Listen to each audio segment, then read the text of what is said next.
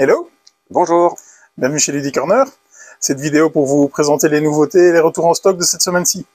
Petite actu, ce soir, soirée jeu au magasin à partir de 19h, soirée jeu libre, jusqu'à 22h30, 23h, quelque chose comme ça. On est dans la préparation des scènes, on va ramener plein de choses de là-bas. Donc c'est déjà mis en précommande sur le site, vous pouvez aller voir là-bas. C'était les deux, trois petites infos. On commence tout de suite par du Pokémon, la série EB11. La semaine passée, j'ai failli m'habituer à ce qu'il n'y en ait pas chaque semaine, donc là, maintenant, j'ai un petit coup de... On y retourne.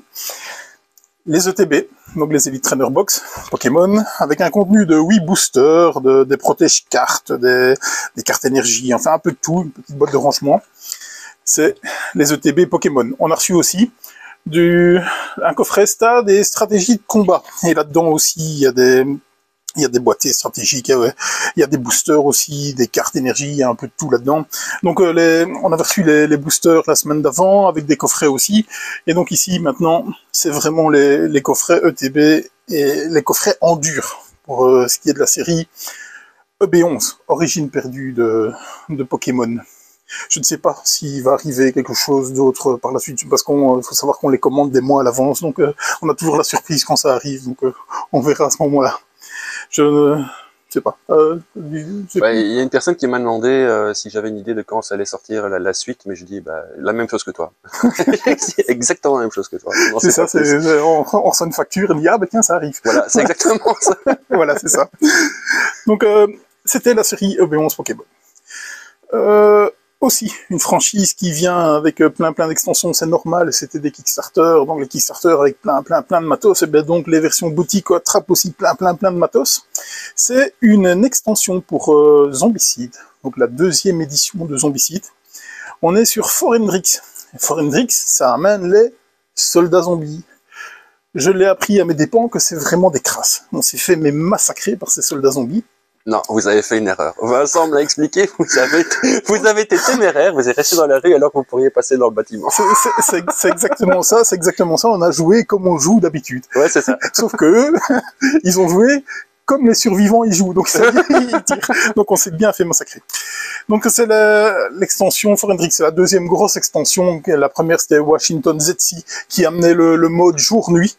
Donc qui change pas mal le gameplay, hein, le mode jour-nuit, à savoir que si vous êtes sniper, vous n'arriverez plus à tirer dans le noir, enfin voilà. C'est un peu réaliste, même si on peut parler de réalisme dans le fait qu'on doit tuer des zombies. Mais voilà, donc Forendrix, là on n'est plus du tout dans le réalisme, parce que c'est les zombies qui tirent. Donc voilà, une extension, grosse boîte. On a aussi les soldats zombies. Et donc en fait, ça c'est simplement des figurines. Vous avez déjà un set de figurines dedans. C'est si vous voulez en avoir plus. C'est toujours bien, ça donne une certaine profondeur aussi à ce jeu, parce que on a ça avec les toxiques et tout de la première extension, donc quand il n'y en a plus, on se dit, là ici ça provoque vraiment des belles grosses hordes. Ne restez pas dans la rue. Donc, voilà. Donc, deux extensions pour Zombicide, Forendrix et les soldats zombies. Qu'est-ce qui nous avait fait ça d'ailleurs, Zombicide? Du Guiton, je pense. Oui, c'est ça, d'ailleurs, il y a même un special guest à son nom. Hein. Il y a un spécial guest, je pense, je suis pas sûr que c'est parce que... Si, il y a un spécial guest Guiton, t'as tout à fait raison, mais si tu regardes bien, tu as l'auteur qui s'appelle Guiton et t'as l'illustrateur qui s'appelle Guiton. Ils ont juste pas le même prénom. C'est vrai. Voilà. Ah, c'est vrai, c'est Edouard, en effet. Et donc, est-ce que c'est l'illustrateur? Oui, il faut savoir que Steve est à la limite du décès. Oui. Donc, vous allez l'entendre tousser un petit peu. Mais il est là, et il tient la caméra. On y est. Donc, je disais, est-ce que c'est Guiton qui a fait les graphismes ou l'auteur du jeu? Je pense quand même que c'est l'auteur du jeu qui a son spécial guest, mais sait-on jamais. Non, c'est Edouard. C'est Edouard Guiton. C'est Edouard Guiton, donc c'est l'illustrateur du coup. Ouais, c'est ça. Donc j'ai un peu regardé ce qu'ils avaient fait tous ces gens-là. Donc on est sur du Semoon, hein. Donc bien entendu c'est un jeu coopératif 1 à 6 joueurs pour des parties d'1 heure. C'est ça. ouais, d'accord. 1 heure de jeu. On installe pendant 1 heure. On installe pendant 1 heure. Ça doit être ça. C'est pas le temps de jeu, c'est le temps d'installation. C'est ça. Donc et c'est du 14 ans et plus, donc un 6 joueurs coopératif. C'est du Semoon, donc qui active vraiment la pompe Afrique, parce que il va avoir plein d'extensions, et quand vous avez fini avec plein d'extensions, il y en a des autres qui arrivent, genre le western, genre le Marvel, et ainsi de suite. Voilà, c'était donc Forendrix. Au niveau je reviens encore sur le voilà.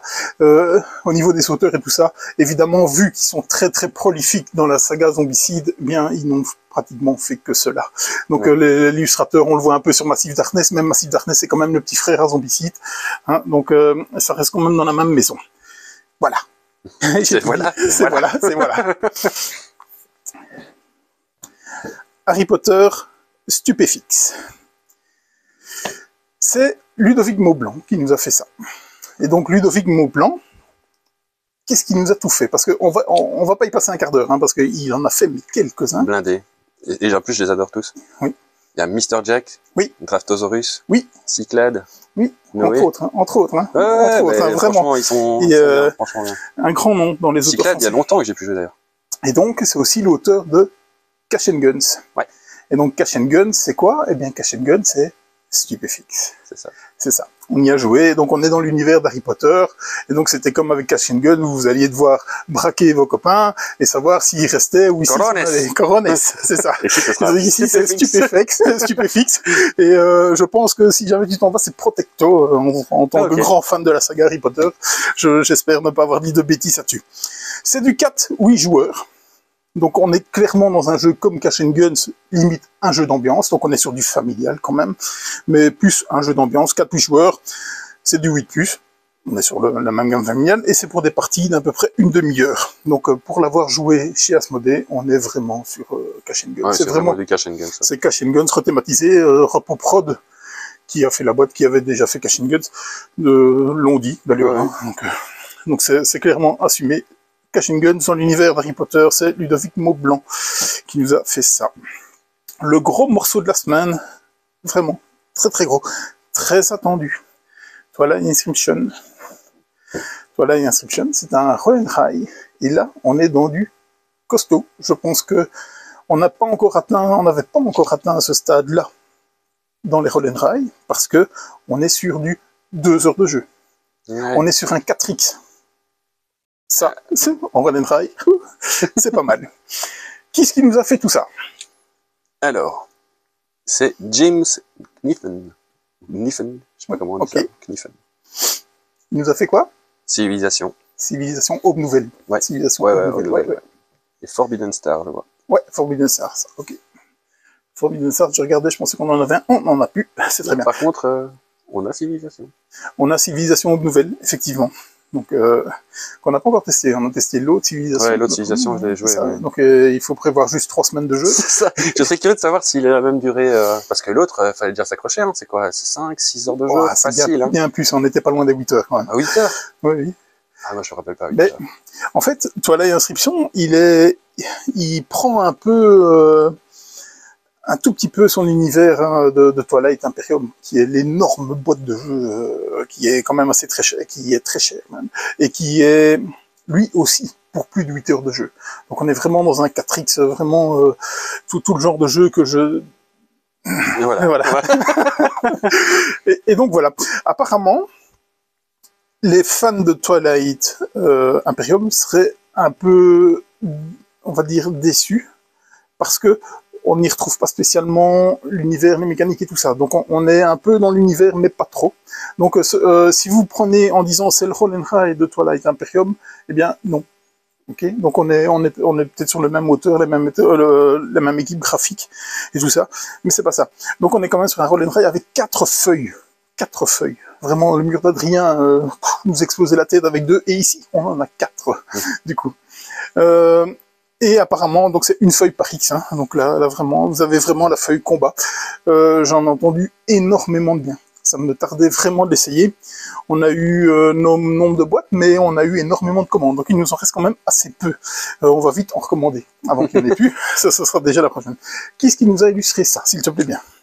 Alors, l'illustrateur, alors j'ai l'impression qu'ils sont quand même quelques-uns. Oui, ils sont au moins 4-5, je pense. On a Stephen Sommers. Ok. Qui n'a pas fait grand-chose, je pense. Je ne vois pas, en tout cas. Il y en a une, en tout cas, Anders Finner, je ne sais pas si c'est un homme ou une femme, pardon, qui a fait Demeure de l'épouvante. Oui. Arkham, ouais. Et Thomas Jedrzejczyk, Oriflamme. Oui. Alex Kim.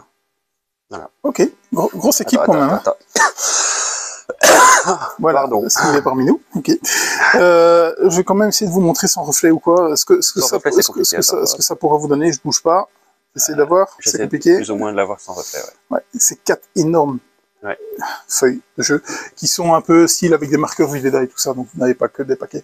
Il y en a énormément dedans. Je pense que comme vous pouvez jouer jusqu'à je pense que c'est 8 joueurs, il me semble que vous pouvez jouer. Et il faut une sacrée table. Hein. Ouais, c'est ça. 120 minutes de 1 à 8 joueurs. C'est du 14+, évidemment. Hein, ouais, il faut une sacrée table. Faut une grosse table. Ben, ça repousse un peu les limites des roll and ride. Ouais, clairement. Donc, on espère très prochainement le tester et vous revenir dans les jeux de la semaine, par exemple, avec ça.